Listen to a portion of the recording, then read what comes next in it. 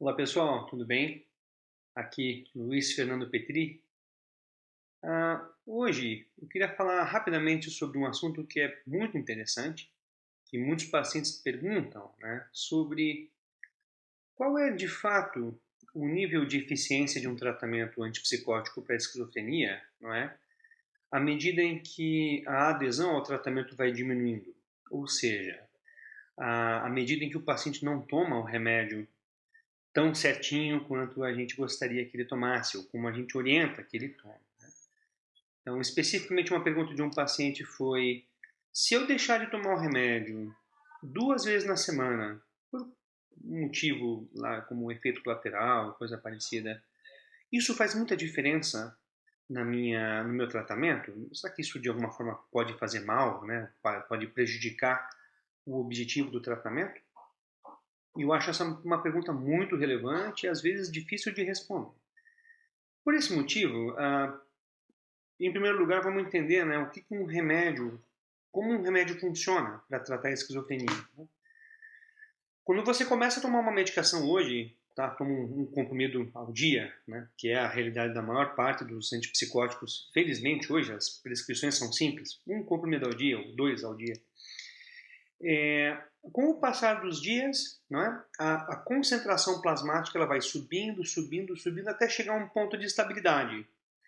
E a gente entende que esse ponto de estabilidade é onde o remédio atinge a sua melhor eficiência. Então, se você vem com esse ponto estável e lá pelas tantas você esquece uma dose, você faz uma pequena diminuição nessa concentração, aí você volta a tomar no outro dia, isso novamente aumenta a concentração até chegar nessa estabilidade de novo.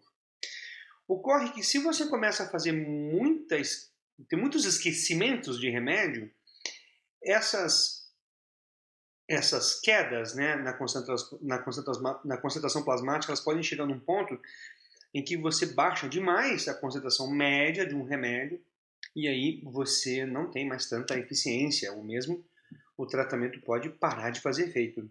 Tá? Mas quanto tempo para que né, com que frequência de esquecimento eu posso ter, né, sem ter grande prejuízo? Nesse sentido, existe um artigo bem interessante em que foi avaliado, por exemplo, tanto o risco, né, relativo de um paciente de esquizofrenia recair, né, e precisar ser internado, por exemplo, entrar num surto de esquizofrenia, de acordo com o tempo em que o paciente fica sem tomar o remédio, qual que é o nível de perda de adesão ao tratamento. Então a gente tem nesse slide aqui o resumo desse artigo.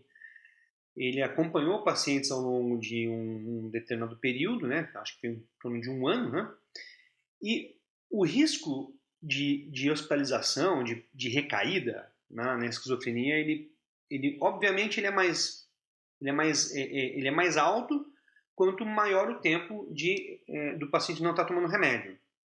Então, por exemplo, se a gente olhar esse gráfico aqui, né, você ficar acima de 30 dias sem tomar um antipsicótico, passou um mês sem tomar remédio, o risco relativo, né, que é o quanto aumenta a chance de você ter um desfecho, no caso, ter entrar em surto, ele aumenta quase 4 vezes mais do que o paciente tomando remédio. Ou seja, se eu estou tomando o remédio certinho e paro por um mês de tomar, eu aumento em 4 vezes a chance de ter uma recaída, de ter uma piora e precisar ser internado, por exemplo. Não é? A gente sabe que os pacientes que tomam direitinho o remédio, esse risco ele é muito baixo. Então você está aumentando em 4 vezes a chance de você ter uma piora significativa a ponto de entrar em surto. Né? Mas isso, obviamente, nos assusta, porque um mês sem tomar remédio é muito tempo. Mas se a gente for olhar aqui de uma outra forma, né? Se você ficar entre 11 dias e 30 dias sem tomar remédio, o risco relativo aumenta para 2,8 vezes. Você tem quase 3 vezes mais chance de recair num surto de esquizofrenia se você ficar de 11 a 30 dias sem tomar remédio. E até menos que isso, aqui eu acho que é a dúvida mais típica dos pacientes, que são esses períodos curtos, né?